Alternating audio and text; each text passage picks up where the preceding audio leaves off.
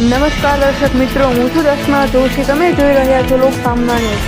તો જોઈએ આજના સમાચાર સાબરકાંઠાથી અમારા રિપોર્ટર જીતેન્દ્ર સોલંકી સાથે. હિંમતનગરના હળિયલ ગામે આજે વિજય ઉત્સવ. હુડા સંકલન સમિતિ સહિત 11 ગામના લોકો બન્યા ભાગીદાર. 108 દિવસથી ચાલી રહી હતી લડત. હુડા હટાવવા હિંમતનગર સહિત 11 ગામ થયા હતા એકમત. સરકાર સહિત અર્બન ઓથોરિટી 11 ગામોને હુડાથી કર્યા છે બાકાત. 11 ગામોમાંથી હુડા હટાવતા આજે હળિયલ ગામે વિજય ઉત્સવ. બાયડના ધારાસભ્ય ધવલસિંહ ઝાલા વિજય ઉત્સવમાં રહ્યા હતા હાજર. તાલુકા પંચાયત, જિલ્લા પંચાયત, સરકારી આગેવાનો રહ્યા હતા હાજર. હળિયલ ગામે હજારોની સંખ્યામાં લોકો થયા એકઠા. ખૂબ સારો નિર્ણય ગુજરાત સરકાર દ્વારા લેવામાં આવ્યો છે અને એને લઈને અનુલક્ષીને અમારા 11 ગામ આજે વિજયોત્સવ મનાવી રહ્યા છે. અમે ખૂબ આનંદમાં છીએ. અમારા 11 ગામ આજે લાપસી ખાવાના છીએ અને ભેગા થઈને અમે આજે આનંદ મનાવી રહ્યા છીએ.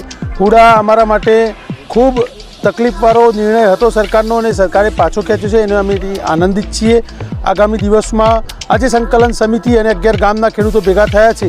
એ હિંમતનગરની અસ્મિતા માટે ભવિષ્યમાં આવનારા દિવસમાં લડવાના છીએ. અમે હિંમતનગરની અસ્મિતા એટલે એ કે હિંમતનગર હવે હિંમતનગરના સ્થાનિક લોકોને નેતૃત્વ પૂરું પાડશે અને આગામી દિવસોમાં અમારી લડાઈ હિંમતનગરની અસ્મિતાની લડાઈ હશે.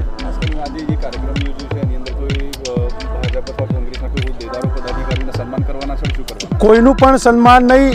11 ગામના જે પણ ખેડૂતોએ અને અમારા આ આંદોલનમાં જે પણ લોકો સહભાગી થયા છીએ, માનો કે હિંમતનગર બંધનું એલાન આપ્યું હોય, સ્વાગત પાર્ટી પ્લોટનો કાર્યક્રમ હોય કે તમામ કાર્યક્રમોમાં જે પણ લોકોએ સહયોગ આપ્યો છે એ તમામનો અમે આજે જાહેર મંચ ઉપરથી આભાર માનવાના છીએ.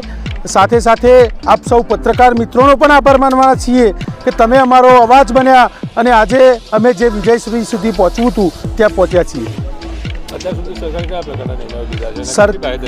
સરકારે અમારી માટે અમારી સાથે જે પણ મુજબ ચર્ચા થઈ છે એ ચર્ચા મુજબના નિર્ણયો લેવાના શરૂઆત કરી છે.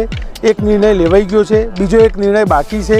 એ નિર્ણય પણ ભવિષ્યમાં સરકાર લેવાની છે એવી અમને ખાતરી આપી છે અને અમને ચોક્કસ વિશ્વાસ છે કે સરકાર અમારા જે પણ પ્રશ્નો છે એ પ્રશ્નોનો ઉકેલ લાવવા માટે સહમત રહેશે.